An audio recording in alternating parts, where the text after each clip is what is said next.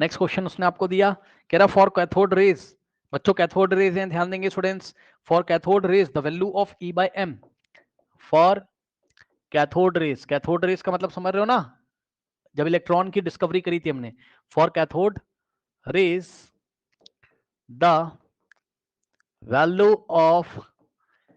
E by M, the value of E by M, option A is independent of the nature of the cathode, is independent of the nature of the cathode. अब ये क्या मतलब है, अभी बताता हूं मैं आपको, रुक जाओ. Is independent of the nature of the cathode and the gas filled in the discharge tube, and the gas filled in the discharge tube, in the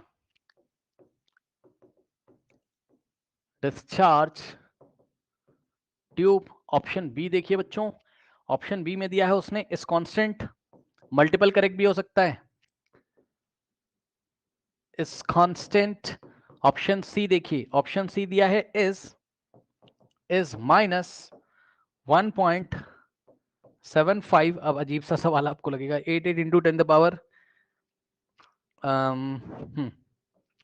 E by m को जो है सॉल्व कर लिया, कितना आ रहा है, -1.7588. अच्छा अच्छा अच्छा अच्छा अच्छा, 1.7588 into 10 to the power 8 coulomb per gram. ठीक. और ऑप्शन डी, यहां पे गलती हो रही कुछ, हाँ सही है सही है सही. Option D is the lowest when the hydrogen gas is filled in the discharge tube, is the lowest when the hydrogen gas is filled in the discharge tube, in the discharge tube. अब सुनो ध्यान से, कोई और gas ले सकते थे, कहां पे कोई और गैस ले सकते थे, कहां पे कोई और गैस ले सकते थे, बताइए. लास्ट क्वेश्चन के लिए कोई और गैस कहां से ले लोगे भाई, अगर उसने सवाल आपको केवल कोई increase e by m ratio, क्या गैस ले लोगे, कौन सी गैस ले लोगे भाई इसमें, बताओ. ये तो बड़ा सिंपल सा सवाल था, इलेक्ट्रॉन प्रोटॉन न्यूट्रॉन और अल्फा पार्टिकल के लिए आपको चार्ज टू मास रेशियो बताना था, यहां तो गैस की कोई बात ही नहीं है, क्वेश्चन में दिया हुआ है ना, इलेक्ट्रॉन प्रोटॉन न्यूट्रॉन और अल्फा पार्टिकल के चार्ज और मास के रेशियो निकालने थे. बताओ क्या दिक्कत है इसमें, गैस कौन सी ले लोगे. अरे भैया, भाई भाई भाई भाई भाई, अल्फा पार्टिकल कैसे बनता है बताओ, अल्फा पार्टिकल बनाना सिखाया आज. सुनो, ये देखो भाई, ये देखो, अल्फा पार्टिकल उसने दे दिया, तो अल्फा पार्टिकल के लिए तुम कोई और गैस से थोड़ी ना अल्फा पार्टिकल बना लोगे. ये रहा अल्फा पार्टिकल, ये हीलियम का एटम होता है, जब 2 इलेक्ट्रॉन इसमें से निकल जाते हैं तो जो बचता है वही अल्फा पार्टिकल होता है. तो अल्फा पार्टिकल पे चार्ज कितना 2+ और मास कितना 4, क्योंकि अल्फा पार्टिकल क्या है, हीलियम का ही न्यूक्लियस है. हीलियम से जब 2 इलेक्ट्रॉन निकल जाते हैं तो सेंटर में जो बचता है, यानी कि 2 प्रोटॉन और 2 न्यूट्रॉन, यही चीज क्या है, अल्फा पार्टिकल. यही अल्फा पार्टिकल की डेफिनेशन है, लिखा है alpha particle is positively charge helium nucleus. कोई डाउट है तो पूछ लो भाई, माइक ओपन है, कंफ्यूजन मत रखना वरना साल भर कंफ्यूजन करोगे 2 साल तक. हाँ, अल्फा पार्टिकल हीलियम का ही होता है, हाँ हाँ, नाम रख दिया भाई उन लोगों ने, साइंटिस्ट लोगों ने, अल्फा पार्टिकल हीलियम का ही होता है. हाँ हाँ, मतलब आपसे कोई पूछेगा वाइवा में अल्फा पार्टिकल क्या होता है, तो हीलियम के एटम में से 2 इलेक्ट्रॉन निकाल देना बस. भाई हीलियम के एटम में क्या क्या होता है, 2 इलेक्ट्रॉन 2 प्रोटॉन 2 न्यूट्रॉन, 2 इलेक्ट्रॉन निकाल के फेंक दो, जो बचेगा वही अल्फा पार्टिकल है. हीलियम के एटम से ही अल्फा पार्टिकल बनाओगे जब हीलियम के एटम से 2 इलेक्ट्रॉन निकाल के फेंक दोगे. ठीक. तो इसलिए अल्फा पार्टिकल जब उसने बोला था तो मैंने सवाल में मास कितना लिया 4, क्योंकि 2 प्रोटॉन 2 न्यूट्रॉन है इसके न्यूक्लियस में, तो मास मैंने 4 लिया, चार्ज कितना लिया 2, रिलेटिव चार्ज 2 लिया. ठीक. ये वाला क्वेश्चन आईआईटी में आया हुआ है, सुन लो ध्यान से, ये वाला जो मैंने कराया आईआईटी मेडिकल सब में आया हुआ है. नेक्स्ट देखो, हाँ, ये सवाल बड़ा अच्छा सवाल किया उसने, कह रहा है कि cathode ray the value of E by M, ठीक, value of E by M, ठीक है। तो कैथोड रे में तो भाई एक बात बताओ,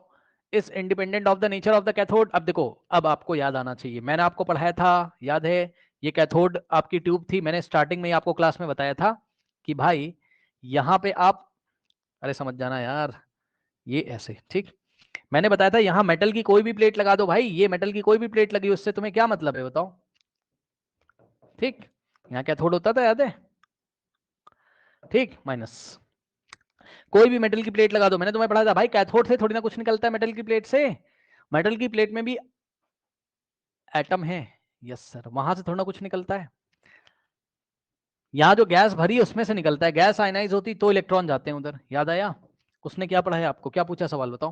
कह रहा है इस independent of the nature of, यानी कि ये जो ई बाय एम है ये इंडिपेंडेंट होगा किससे, नेचर ऑफ द कैथोड, हाँ इंडिपेंडेंट होगा, मतलब चाहे यहाँ मेटल ए की प्लेट लगाओ, चाहे मेटल बी की प्लेट लगाओ, चाहे यहाँ आप ग्रेफाइट की रॉड लगा दो, क्योंकि वो भी कंडक्टिव इन नेचर होती है, कुछ भी लगा लो भैया, यहां से तो कुछ निकलता ही नहीं है, तो इंडिपेंडेंट ऑफ कैथोड, यस। आगे क्या है, the gas filled in the discharge tube, मतलब वो कैथोड से भी इंडिपेंडेंट होता है, नेचर ऑफ द कैथोड से भी, नेचर ऑफ द गैस से, दोनों से इंडिपेंडेंट होता है, चाहे कोई भी गैस फिल कर दो, कोई भी कैथोड, किसी भी मेटल का कैथोड लगा दो, कैथोड ऑफ एनी मेटल,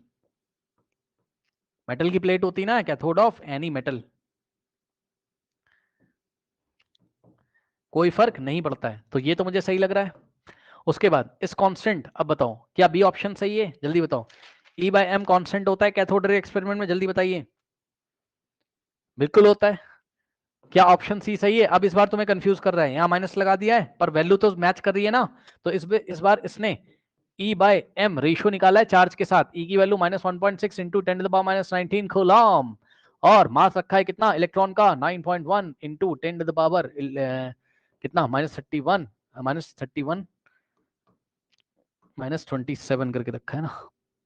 27 ग्राम, तो कूलम पर ग्राम में, ये बस माइनस ले लिया इसने इस बार, अजीब सा करते हैं यार ये लोग भी, ठीक, इस बार माइनस में ऑप्शन माइनस में रेशियो वैसे कभी होता नहीं है, माइनस में इसने दे दिया है, तो वैल्यू तो मैंने आपको यही लिखवाया है ना, चेक कर लो, ई बाय एम का निकालोगे तो कितना आया था, 1.75 इंटू 10⁸ कूलम पर ग्राम, ये 28 है ना, तो 1.75 इंटू 10⁻, खुद चेक कर लो, 28 ऊपर जाके ऐड हो जाएगा, सो 28 और 19 कितना होगा, 8, ठीक है बिल्कुल सही, ठीक। तो बस इस बार क्या कर लिया इसने, कॉपी उठा के देखिएगा, यही लिखवाया है कूलम पर ग्राम, ठीक, तो बस माइनस मैंने कहा था छोड़ दो रेशियो में, इस बार इसने माइनस भी दे दिया ऑप्शन में, कोई बात नहीं, माइनस किस लिए आ रहा होगा, ई बाय एम की जब वैल्यू निकाली तो ई का उसने, इलेक्ट्रॉन का चार्ज उसने नेगेटिव लिया होगा, इसलिए आंसर में माइनस दे रहा है, ठीक। तो यहां से कितना हो जाएगा आपका, ये भी ऑप्शन सही है भाई, ये भी ऑप्शन सही है भाई,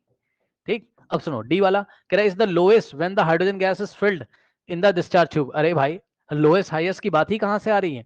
ई बाय एम रेशियो है, कैथोड रे वाले एक्सपेरिमेंट का है, ई बाय एम तो फिक्स रहता है, केवल वोल्टेज पे डिपेंड करता है, ठीक, तो लोएस्ट और हाईएस्ट की बात कहां से आ गई,